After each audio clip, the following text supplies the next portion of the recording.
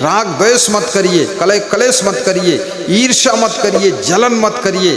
कोई आगे बढ़ रहा है धन्यवाद दीजिए, उससे विवाद मत कीजिए और स्वयं भी आगे बढ़ने की प्रेरणा लीजिए, स्वयं भी अपनी उन्नति कीजिए और दूसरे की उन्नति में खुशी मनाइए। जो दूसरे की उन्नति में, संपत्ति में, विकास में खुशी मनाता है उसकी भी एक दिन खूब उन्नति हो जाती है, विकास हो जाता है, आगे बढ़ जाता है।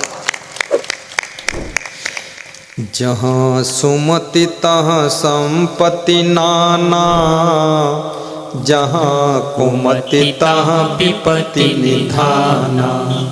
सुमत, जिसके घर में सुमत नहीं है उसके घर में सब बर्बाद हो जाता है। कैसे बर्बाद होता है? एक गांव में एक शिक्षक रहता था। छोटी सी कथा है, आप कहो तो सुना दो। शिक्षक बड़े सुंदर स्वभाव का था, सीधा था, भोला भाला था। शिक्षक प्रायः अच्छे होते हैं, शिक्षा देते देते स्वयं पर भी कुछ लागू करते हैं। तो शिक्षक से एक दिन स्कूल के विद्यार्थियों ने कहा कि शिक्षक महोदय, आप पैंट शर्ट रोज पहन कर आते हो, एक दिन कुर्ता पाजामा भी पहन कर आओ। कुर्ता पाजामा में देखूं तुम कैसे लगोगे। कपड़ों का डिजाइन, कपड़ों का रंग, कपड़ों का मॉडल भी तुमको कुछ अलग देखने के लिए तैयार करता है। इसलिए आप अलग अलग रंग के कपड़े पहनते हो, अलग अलग ढंग के पहनते हो। कभी झंगोला पहनते हो, कभी पाजामा, कभी कुर्ता, कभी चूड़ीदार पाजामा, और कहीं तो पैंट, कहीं शर्ट, कभी हाफ पैंट, कभी अंडरवियर, कभी क्या क्या सब चेंज करते रहते हो। कभी गले में गमछा डालते हो। देखो नेता लोग कितना कपड़ों का रंग बदलते हैं। अगर कुर्ता पीला है तो नीचे का जो पाजामा है वो लाल कर देंगे, कुर्ता लाल है तो पाजामा सफ़ेद कर देंगे, कुर्ता अगर आसमानी कलर का है तो पाजामा जो है वाइट कलर का कर देंगे। मैच करते हैं, सुंदर लगे। तो कपड़ों का भी बड़ा असर है। जितः सबः वस्त्रवतः गोमतः जितः मिष्टासः। गाय को पालने वाला स्वाद को जीत लेता है, दूध से सब आइटम बनाकर खाता है, और सुंदर वस्त्र पहनने वाला सभा को जीत लेता है। अध्वा जिता यानवता, वाहन से चलने वाला मार्ग को जीत लेता है, मंजिल को प्राप्त कर लेता है। और सर्व जिता शीलवताम, और शीलवान व्यक्ति सबको जीत लेता है। शीलवान यानी चरित्रवान, यानी गुणवान। जो गुणवान है, चरित्रवान है, वो सबको जीत लेता है।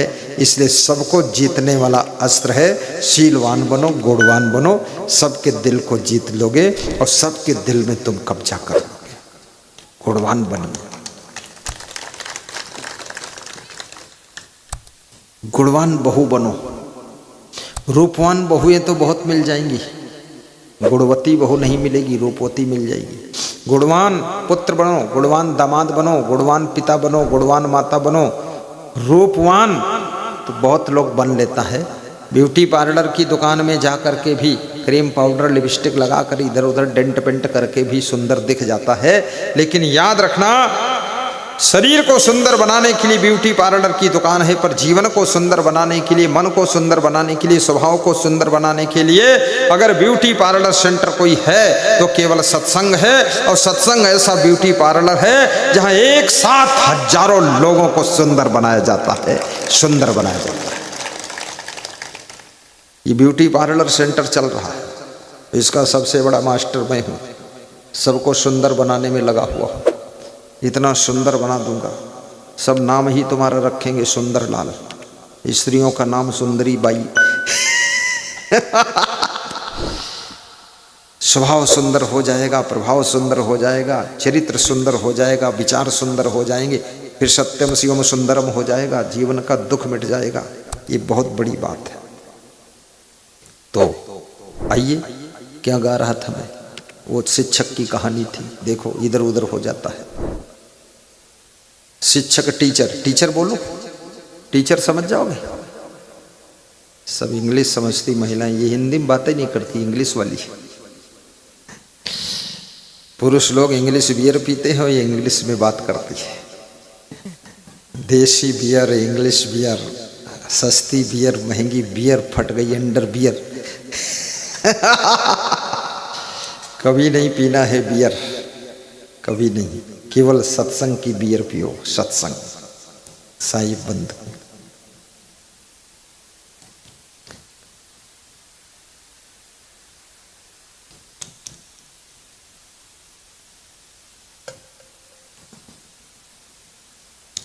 धीरे धीरे धीरे धीरे धीरे धीरे शिक्षक घर को आता है, कपड़ा लेकर टेलर को नाप दे देता है। टेलर सिल करके कपड़ा सुबह भेज देता है। कुर्ता पाजामा रेडी हो गया। शिक्षक जब कुर्ता पाजामा पहनकर खड़ा हुआ तो टेलर की भूल से पाजामा 4 अंगुल लंबा हो गया था। वो मिट्टी में घसीट रहा था। तो टीचर ने अपनी माँ से कहा, माँ ये पाजामा 4 अंगुल लंबा हो गया है, इसको काट कर मोड़ कर सिल कर रख देना। अब टेलर के पास बार बार क्या जाऊं। माँ ने पाजामा उठाया और फेंका तो पाजामा धूल में गिरा। माँ गुस्सा हो गई कि मैं सब काम करती हूँ, छोटा सा काम मेरे पास लाए हो, अपनी बहन से करा लो जाकर। शिक्षक पाजामा उठाकर बहन के पास गया कि 4 अंगुल पाजामा बड़ा हो गया, लंबा हो गया, 4 अंगुल काट कर मोड़ कर सिल कर रख देना, कल पहनूंगा। बहन बहुत गुस्सा में थी। बहन जब तक ससुराल 2-4 बार आना जाना नहीं कर लेती है तब तक उसको गुस्सा बहुत आता है, और ससुराल जब जाती है तो ऐसा उसको सासू मिलती है, एकदम बम सब ठिकाने लग जाती है। तो बहू हो बहन ऐसा, उसने पाजामा फेंका तो जूठे बर्तनों में गिरा जाकर। शिक्षक मन में सोचता है, वो टीचर ये क्या हो रहा मेरे घर में। कभी कभी बुद्धिमान लोग भी अपने घर की अला बला से बहुत दुखी हो जाते हैं। बहन को समझाएं कि माँ को समझाएं। बहन ने कहा, अपनी पत्नी से काम नहीं करा सकते, मेरे पास लेकर आते हो। शिक्षक पाजामा उठाकर अपनी पत्नी के पास ले गया। पत्नी से कहा, पाजामा 4 अंगुल टेलर की भूल से लंबा हो गया है, काट कर मोड़ कर सिल कर रख देना। पत्नी सब काम घर का करती थी, उसको गुस्सा आ गई। उठाकर पाजामा फेंका तो गंदी नाली में गिरा जाकर के। पाजामा सब गंदगी में लथपथ हो गया। शिक्षक के आंखों में आंसू आ गए। घर के कलह कलेश और घर के लोगों की गुस्सा के कारण, आलस्य के कारण कई बार घर का मालिक भी रो लेता है, आंसू पोंछ लेता है, दुखी हो जाता है। किसको डांटूं, किसको समझाऊं, कितना समझाऊं कि काम करूं, क्या करूं, ऐसा मन उसका दुख में डूब जाता है। शिक्षक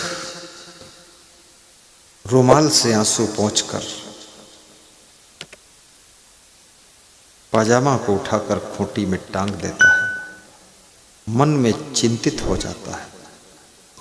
जिस घर के लोग ज्यादा गुस्सा करते हैं, क्रोध करते हैं, नाराज होते हैं, उस घर का जो मालिक होता है, मेन व्यक्ति होता है, वो चिंता में पड़ जाता है। और जो चिंता में अधिक समय तक रहता है उसकी आयु घटना शुरू हो जाती है, उम्र कम होना शुरू हो जाती है।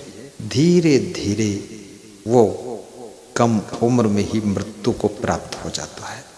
इसलिए अपने परिवार के, घर के मालिक को चिंता मत दीजिए, टेंशन मत दीजिए, पति को भी चिंता मत दीजिए। तभी वे लंबी आयु तक जिएंगे और तुम्हारी सबकी सेवा व्यवस्था करते रहेंगे। उनको यदि तुम चिंता दोगे, टेंशन दोगे, तनाव दोगे, दुख दोगे, उनको रुला दोगे, तो याद रखना वे संसार छोड़कर बहुत जल्दी चले जाएंगे।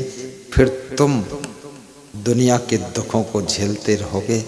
इसलिए अपने माता पिता को, पति को, पत्नी को, सास ससुर को दुख मत दीजिए। उनको हंसने का मौका दीजिए, मुस्कराने का अवसर दीजिए।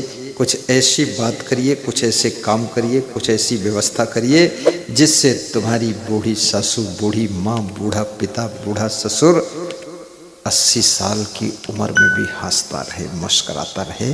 कि मेरा बेटा बहू कमाल कर रहा है। ऐसी जिंदगी बनाओ।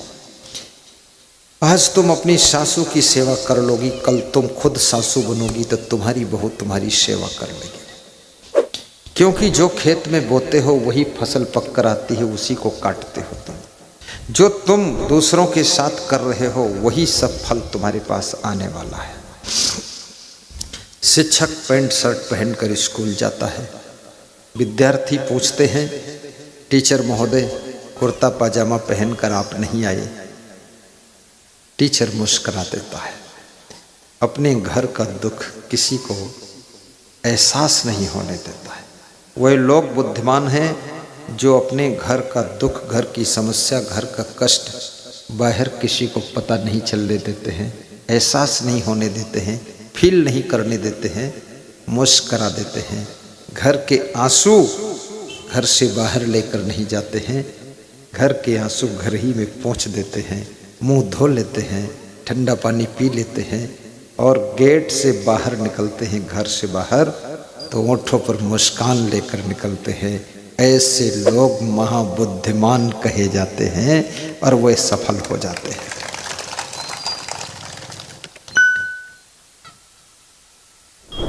टीचर ने कहा कि पाजामा भी रेडी नहीं हुआ था, इसलिए मैं पैंट शर्ट पहन कर आ गया। टीचर मन लगा करके स्कूल में बच्चों को पढ़ाता है और शाम को जब घर लौटता है तो मन में सोचता है, मेरे घर के लोगों को मैं कैसे समझाऊं। माँ 80 साल की हो गई, उसका दिमाग तो ऐसे गर्म है जैसे ज्वालामुखी। बहन 20 साल की हो गई है, अब उसको ससुराल जाने का समय आ रहा, लेकिन वो तो बिल्कुल गर्मा गर्म पकौड़ी बनी हुई। और मेरी वाइफ मेरे साथ रहते रहते 5-6 साल हो गए, लेकिन उसकी अकल वकल कुछ सुधरी नहीं है। सारा क्रोध ऐसे उड़ेलती है, क्या करूं।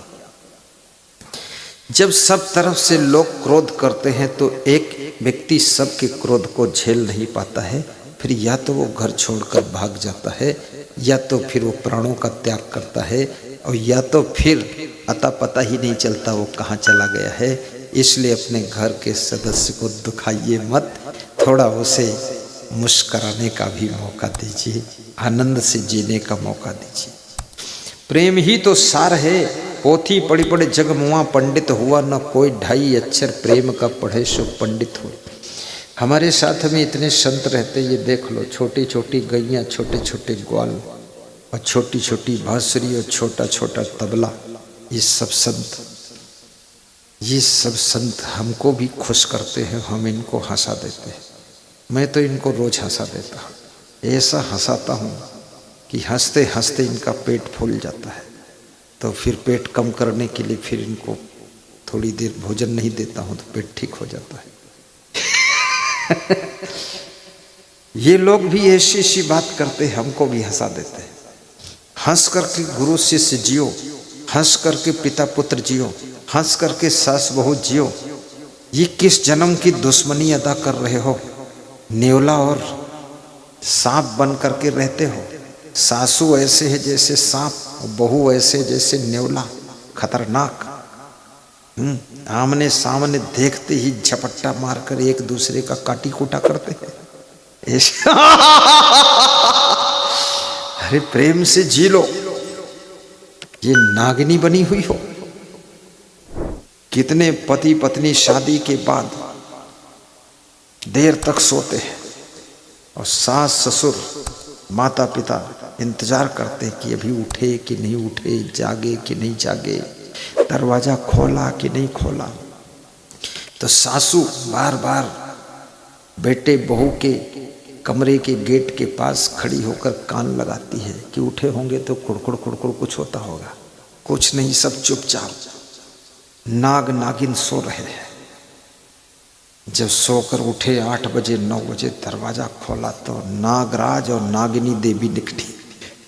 सासू ससुर बेहोश हो गए माता पिता की। तो बेटा नागराज बन गया और बहू जो है नागिन बन गई। अब इनको कौन संभालेगा? नागिन है। नागिन बनोगी तो अभागिन हो जाओगी, और जो नाग बनेगा अभागा हो जाएगा, नागराज। महान भक्त श्री यशवंत बाफना को भी व्यास गादी आशीर्वाद दे रहे। खड़े हो जाइए। और कोई आया है? अकेले आया हो? अरे विनीत बाफना। और नाम बताओ? रवि बाफना, वो भी बाफना है? साजेड़ छाजेड़, हाँ समझ गए हम, छाजेड़। बैठो। 3 लोग आए हैं, ब्रह्मा विष्णु महेश बनकर। नजर पड़ गई, गजब हो गया। मेरी नजरें ढूंढती रहती हैं कौन हमारा पुराना परिचित भक्त प्रेमी आया है। आगे आ जाइए बाफना जी, पीछे बैठने का आपका हक नहीं। आगे सोफा खाली है, बच्चे को हटा दो, सोफा पर बैठ। चलो निकलो, तुम निकलो, नहीं तुमको हम बाफना बनाएंगे फिर। नहीं तुम तो बैठो, वहां खाली सोफा है, तुम बैठो। हाँ जानू सिंह बैठो, बैठो ऊपर। जब फिर कोई आएगा तो फिर अपन खाली करेंगे, अभी तो है बहुत जगह है। 3 लोग हैं, एक सोफा पर। हमारे सत्संग में एक मिनिस्टर आया, और सोफा पर उचक के कूद के हचक के बैठ गया, और सोफा टूट के पीछे गिर गया। और मिनिस्टर गिर गया, और बड़ा मिनिस्टर था, कैबिनेट मंत्री, तो उसको 4-5 लोग उठा रहे थे। उठाने वाले कमजोर थे, मिनिस्टर 1.25 कुंटल वजन, अब उठाए उठे ना। तो मैंने सोचा कुछ और बात करूं, नहीं तो बाबा बदनामी हो जाएगी। सोफा पर बैठो, कुर्सी पर बैठो, बेड पर बैठो, तख्त पर बैठो, गाड़ी में बैठो, बहुत हचकना नहीं है। गाड़ियां टूट गई बहुत सारी। सावधानी से बैठे रहो, जमे रहो। कल पंडाल और बढ़ना चाहिए। कमलेश परमार कहाँ है? कल पंडाल बढ़वा देना, ठीक? चिंता कोई मत करना। नार सिंह पंडाल बढ़ा देना। कुछ कमी लगेगी तो ब्रह्मा विष्णु बैठे, महेश। शिक्षक घर लौट कर आता है। घर के लोगों को, बाहर काम करने वाले घर के सदस्यों को कभी डिस्टर्ब नहीं करना चाहिए, क्योंकि बाहर ऐसे ही बहुत संघर्ष होता है, स्ट्रगल होता है। चाहे स्कूल चलाना हो, दवाखाना चलाना हो, चाहे हॉस्पिटल चलाना हो, चाहे सर्विस करना हो, बाहर तो एक से एक धूर्त लोग मिलते हैं, उनसे निपटना पड़ता है। लेकिन बाहर के सभी धूर्तों से तुम निपट लोगे, पर घर का एक भी धूर्त तुमको धराशायी कर देगा। इसलिए घर के सदस्यों को धूर्तता नहीं करनी चाहिए, मूर्खता नहीं करनी चाहिए। सभी घर के सदस्य अपने घर के लोगों का मनोबल बढ़ाने का काम करें, खुशियां बढ़ाने का काम करें, और उनको इज्जत दें, ताकि वे लोग हिम्मत के साथ में आगे कुछ बड़ा करके दिखा सके। जो घर से खुश होकर जाता है, वो वापस जब आता है तो सफलता लेकर आता है। और जो घर से ही दुखी होकर जाता है, निराश होकर जाता है, हताश होकर जाता है, उदास होकर जाता है, डिप्रेशन में जाता है, घर से परेशान होकर जाता है, टेंशन में जाता है, वो बाहर से जब लौटेगा तो हार लेकर लौटेगा, जीत लेकर नहीं लौटेगा। इसलिए याद रखना, घर से खुश करके भेजिए और चिंता छोड़िए। छत्तीसगढ़ प्रदेश में डिस्ट्रिक्ट कोरबा में मेरा प्रवचन था, आज के 25 वर्ष पहले। तो मैं प्रवचन में जा रहा था, कमरे से निकला ही था, और निकलते ही एक कार आई, कार से एक महिला उतरी। तो लोगों ने मुझसे कहा कि थोड़ा रुक जाइए, इनको दर्शन दे दीजिए। मैंने कहा वहीं दर्शन कर लेंगी व्यास गादी पर, यहाँ नहीं रुकूंगा, देर हो रही। तो हमारे जितने आयोजक थे बोले गुरुदेव थोड़ा देर भले हो जाए, इनको दर्शन देता। तो हमने कहा माता जी उधर ही आ जाना। तो उसने कहा वहाँ मैं नहीं आऊँगी, क्योंकि ये जो पूरा कोयला खदान है, इसका सबसे बड़ा कॉन्ट्रैक्टर मेरा पति है, और पति आपका मुख्य अतिथि है, तो उसके वहाँ मैं नहीं जाऊँगी। मैं इसलिए दर्शन करने आई हूँ, हम पंजाब के रहने वाले हैं, छत्तीसगढ़ में मजदूरी करने आए थे, और आज मेरा पति कम से कम 2000 ट्रकों का मालिक है। और मेरा पति, ये जितने आपका सत्संग करा रहे हैं ये सब कर्मचारी है, मेरे अंडर में है। और मैं क्यों मिलने आई हूँ? क्योंकि मैं बचपन से कबीरपंथी हूँ और मेरा पति राधा स्वामी है।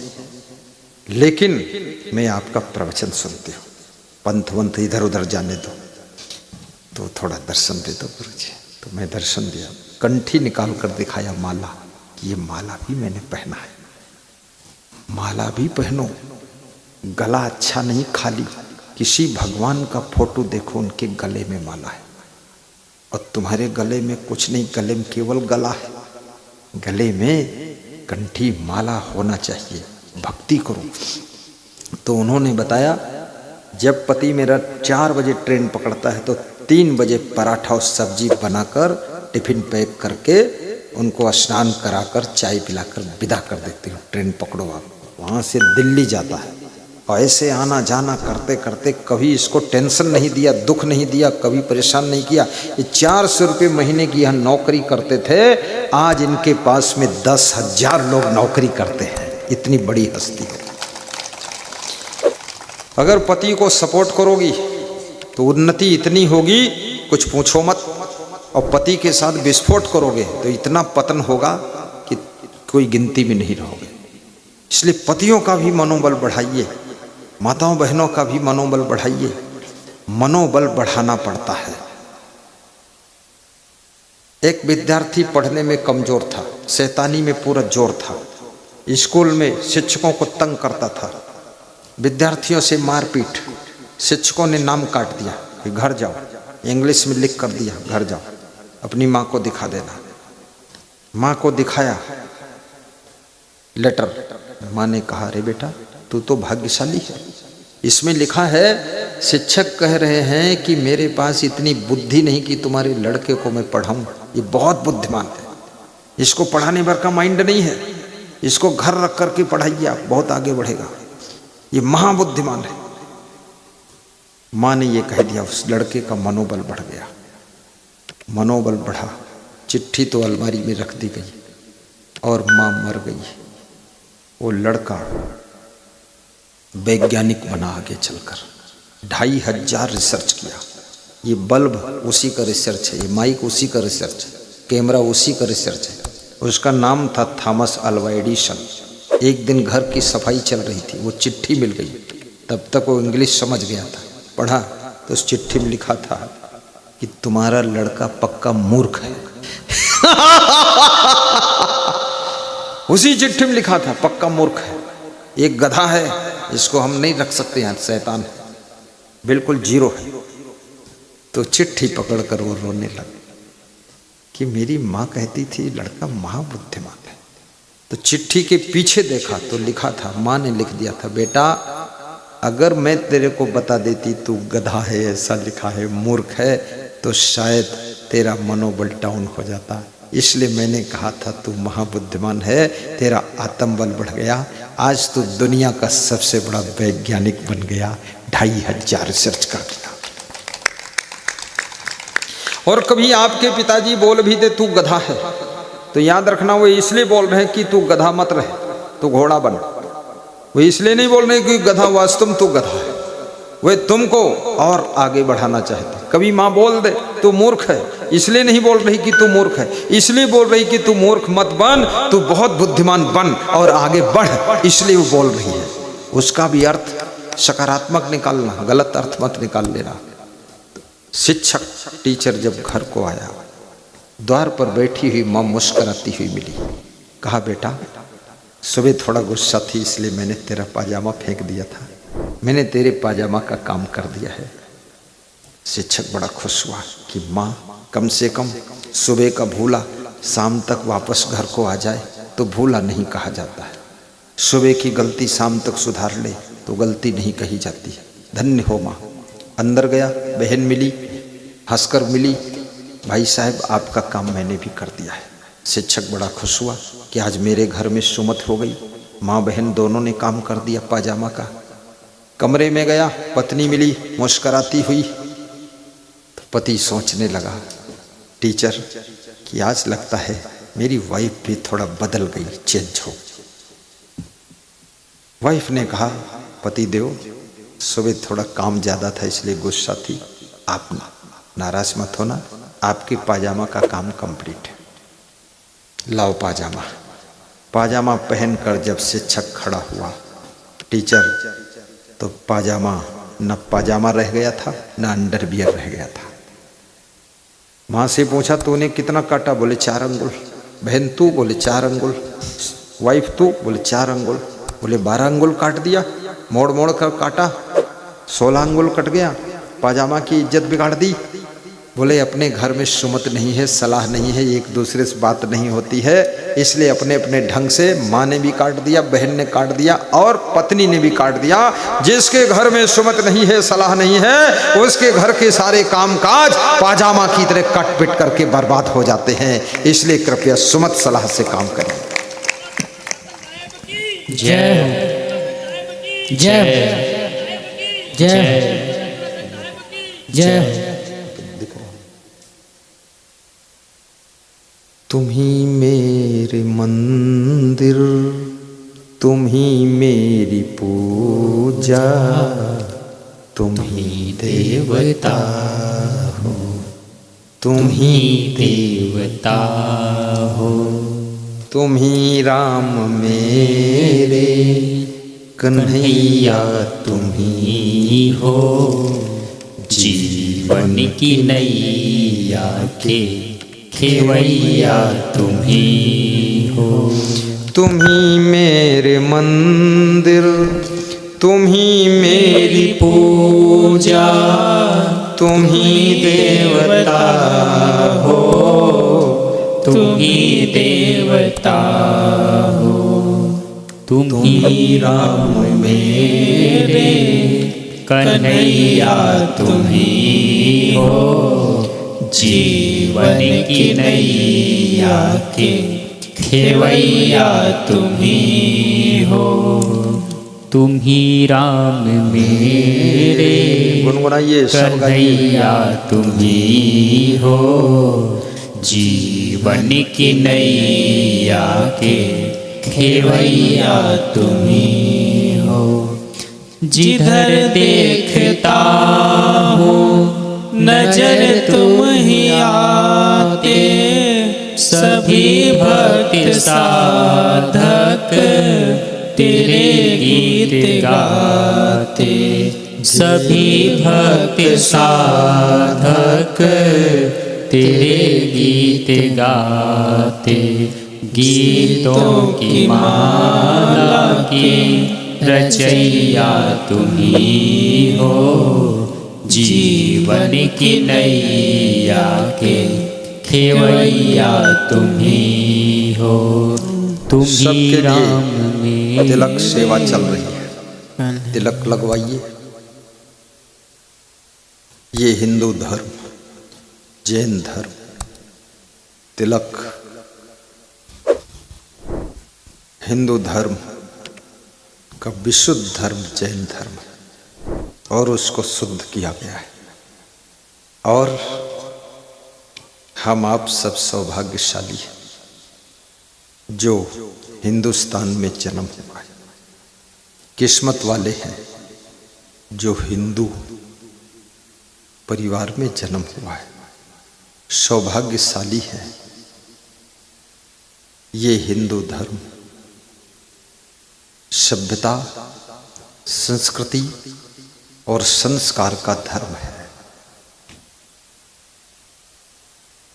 कभी धर्मांतरण के आकर्षण में मत आना, क्योंकि गुलाब का फूल तो गुलाब का फूल है, तुम गुलाब के फूल बन करके ही रहो। गेंदा की डगाली पर लगोगे जाकर तो तुम्हारा सम्मान कम हो जाएगा। आप तो ऐसे धर्म में हैं जहां पर स्वतंत्रता भी है, आप शाकाहारी बनो, नशा व्यसन से मुक्त रहो। और हिंदू धर्म में एक पत्नी व्रत एक पति व्रत का भी नियम बहुत अच्छा है। कभी कभी आपकी एक पत्नी खत्म हो गई, दूसरा विवाह करने की भी छूट है, या एक पत्नी से कोई बच्चे नहीं हुए तो दूसरा विवाह भी कर सकते हैं। लेकिन कुछ ऐसे मजहब हैं जहाँ पर कोई नियम मर्यादा नहीं है, सब भ्रष्टाचार है, कोई चरित्र नहीं है। खान पान इतना बिगड़ा हुआ है, गाय खाना, भैंसा खाना, बकरा मुर्गा खाना। आपका जो धर्म है ये दया का धर्म है, करुणा का धर्म है, प्रेम का धर्म है। इस करुणा के धर्म में, प्रेम के धर्म में भगवान राम भी जब उन्होंने देखा कि संतों को राक्षस सता रहे, तो राम ने संकल्प लिया था कि इन राक्षसों का मैं वध करूंगा। और राक्षस वही है, खाई कबाब शराब सरोजा, निस्दिन पर नारिन कहा खोजा। मान ही मात पिता नहीं देवा, साधुन से करवाऊं सेवा। जिनके अस आचरण भवानी, ते जानो निश्चर संप्राणी। जिनके ऐसे आचरण हैं, कबाब खाते हैं, शराब पीते हैं, अंडा खाते हैं, मुर्गा खाते हैं, ऐसा गलत काम करते हैं, खान पान में शुद्धि नहीं, आचरण में शुद्धि नहीं। राम कहते हैं, रामायण में लिखा है, शिव और भवानी के बीच का संवाद है कि ऐसे लोग ही राक्षस हैं जो अपने माता पिता को भी नहीं समझते हैं और देवी देवताओं का पूजन नहीं करते हैं, संत गुरु का सत्संग नहीं सुनते हैं, वही तो राक्षस हैं। हमारा आपका जीवन स्वयं देवी देवताओं जैसा जीवन है, ये कोई साधारण जीवन नहीं। हमारे आश्रम सोनपैरी में, छत्तीसगढ़ प्रदेश में, रायपुर में आपका साधारण न्योता है, जहाँ पर हिंदू हृदय सम्राट डॉक्टर श्री मोहन भागवत पूजनी सर संघ चालक 31 दिसंबर को पधार रहे हैं।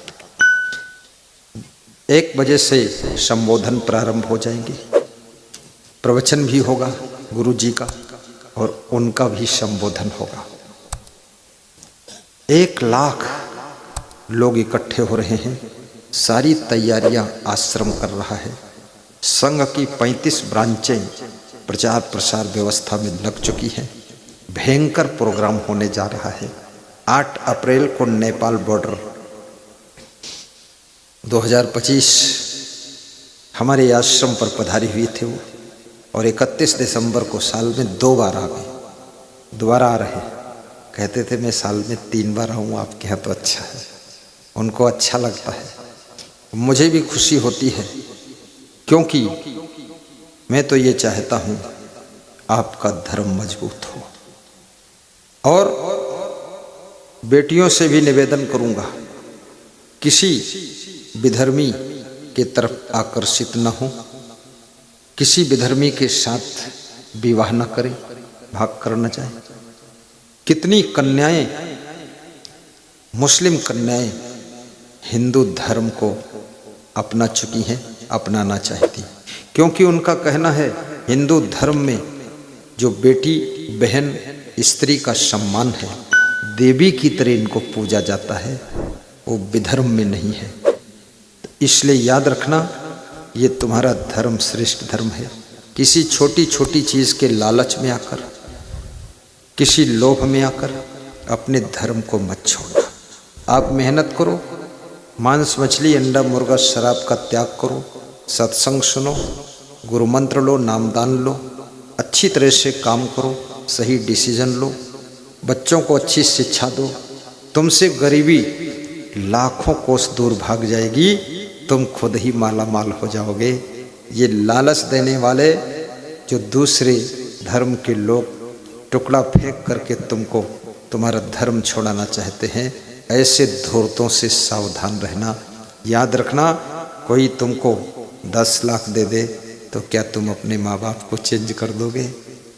करोड़ों दे दे, तुम स्वयं देने वाले बनो, लेने की जरूरत ही नहीं है। तुम इतनी उन्नति करो। जय हो, जय हो। आज यहाँ पर बहुत से लोग बैठे हैं, जो टीचर हैं, जो पटवारी हैं और जो डॉक्टर हैं, इंजीनियर हैं, मेहनत किया है, शिक्षा प्राप्त किया है।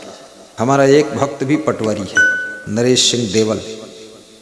इतनी लगन है इस छोटी उम्र में, पति पत्नी दोनों भक्ति में डूबे हुए हैं और उन्नति भी खूब हो रही है, बहुत सुंदर उन्नति हो रही, भक्ति भी खूब हो रही है। और इसी श्रृंखला में बहुत से लोग टीचर भी हैं। आप तो शिक्षा और संस्कार को प्राप्त करो, धर्म बदलने से कुछ नहीं होगा। अपन को न ईसाई बनना है न कसाई बनना है, अपन को शुद्ध हिंदू बनना है, जैन ही रहना है, जैन में ही चैन मिलेगी।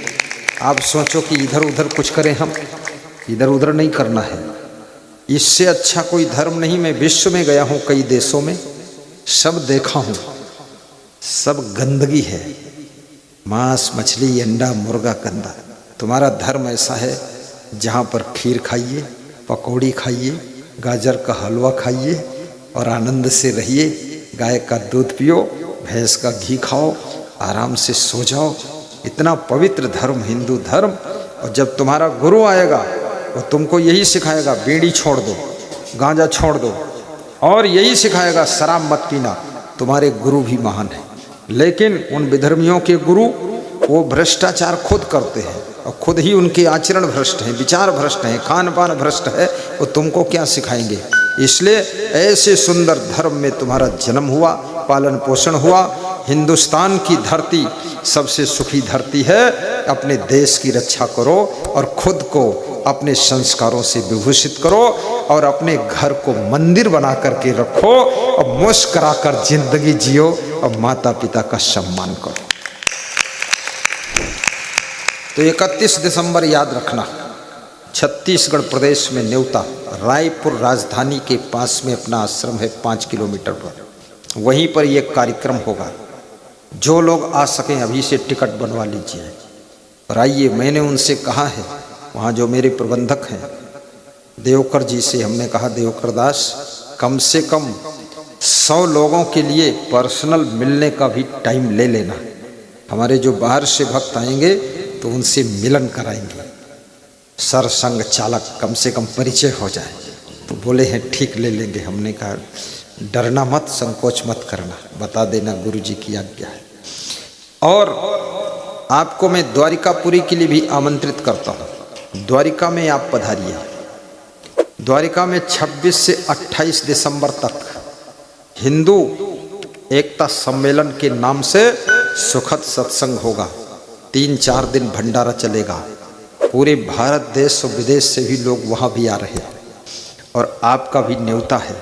तीर्थ दर्शन सत्संग समिति का गठन हुआ है, जिसमें भारत के करीब करीब 150-200 भक्त उसमें सम्मिलित हैं।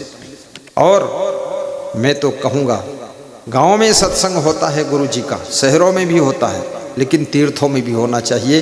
तीर्थों में सत्संग कराने के लिए तीर्थ दर्शन सत्संग समिति का गठन हुआ है। इसके भी आप सदस्य बने और सदस्य बन करके, इसकी सदस्यता बहुत सरल है, कठिन नहीं है। इसकी सदस्यता 10 प्रकार के सदस्य बनते हैं।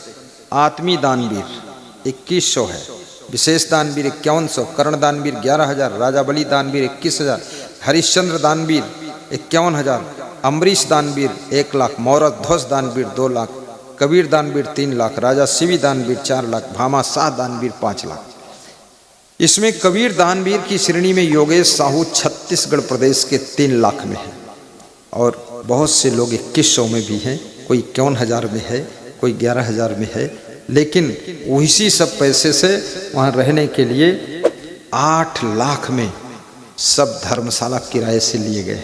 अच्छी व्यवस्थाएं हैं वहाँ। हमारी एक टीम 5 लोग व्यवस्था में लगे हुए हैं और सबका भोजन भंडारा भी इसी सदस्य शुल्क से बनेगा और कोई तकलीफ नहीं होगी। हम भी वहीं रहेंगे आपके साथ में। मैं अमेरिका के कैलिफोर्निया के जगदीश भाई पटेल के आनंद शहर में 22 को शाम पहुंचूंगा, 23 को वहां से उनके साथ निकलूंगा। बीरपुर होते हुए सोमनाथ, गिरनार, जूनागढ़, पोरबंदर यात्रा करते करते 25 को वहीं पहुंच जाऊंगा 25, 26, 27, 28 वहीं रहूँगा।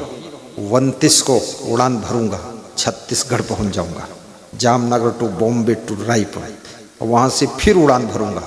बहुत बड़ा कार्यक्रम भिलाई में भी है, उस भिलाई वाले कार्यक्रम में 2 जनवरी को शामिल हो जाऊँगा, और वहाँ से फिर उड़ान भर के दिल्ली से अहमदाबाद उतरूँगा, अहमदाबाद से फिर दाहोद आऊँगा। उंडार गांव में, खेंग उंडार गांव में सत्संग होगा जनवरी 4 और 5 को, वहाँ से फिर आगे बढ़ूँगा। रतलाम में सत्संग होगा आपके स्कूल के पास में, विनीत साहब स्कूल के पास, बाफना साहब। रतलाम जिले में एक गांव है मऊ खेड़ी, जावरा के पास, वहाँ सत्संग होगा 8 और 9। 10 को फिर वहाँ से यात्रा मंदसौर। 11, 12, 13 जनवरी को दूधा खेड़ी मठ, बहुत बड़ा, जहाँ लाखों लोग आशीर्वाद लेने आते हैं, उसी मठ के प्रांगण में श्री दुले सिंह और श्री नारायण सिंह राजपूत की ओर से सत्संग रखा गया है। पूरी ताकत से कह रहे थे जिंदगी का ये पहला और अंतिम प्रोग्राम कर दूंगा, बाद को रहूंगा तो फिर करूंगा, लेकिन इसको तो पूरी ताकत से करूंगा। वहाँ होगा, वहाँ से फिर धीरे धीरे हम राजस्थान प्रवेश करेंगे, राजस्थान से फिर एमपी से महाराष्ट्र, महाराष्ट्र से सीधे हम छत्तीसगढ़ फिर पहुँचेंगे। वहाँ करके फिर उड़ीसा, झारखंड, बिहार करेंगे, नेपाल करेंगे, फिर यूपी पहुँच जाएंगे, फिर यूपी करते करते उत्तराखंड भी कर देंगे। जहाँ पाऊँगा वहाँ कर दूँगा। अब जब खाली हो जाऊँगा तो फिर तुम्हारी झाबुआ कर देंगे और बाफना के यहाँ कर देंगे। ये यशवंत बाफना के यहाँ तो हम जबरदस्ती प्रोग्राम कर देते हैं, बस फोन करता हूँ आ जाता हूँ। यशवंत बाफना मेघनगर में, और मुझे अच्छा लगता है। आपके साथ में, आपके पास में, आपके बीच में आनंद आता है। तो सभी को मैं धन्यवाद देता हूँ और आपका जीवन मंगलमय हो। मैं आपको 5 बातें बता रहा था कि जीवन कैसे जीना चाहिए। तो नंबर 1, आपा तजय, अहंकार छोड़ करके जीवन जियो। मैं ही सब कुछ कर रहा हूँ ऐसा मत सोचो, सब लोग मिलजुल कर हम कर रहे हैं, ऐसा सोचने से विनम्रता आती है, सरलता आती है, सहजता आती है। हरि भजय, लेकिन सब काम धाम करने के साथ साथ में भजन भी करो। ऐसा नहीं है कि बस खाना पीना भोगना सोना बस इतने में ही जिंदगी खत्म कर दी, नहीं। समय निकाल कर थोड़ा भक्ति के लिए समय दो, सत्संग के लिए समय दो, परोपकार के लिए भी समय दो, मंदिर के लिए भी समय दो,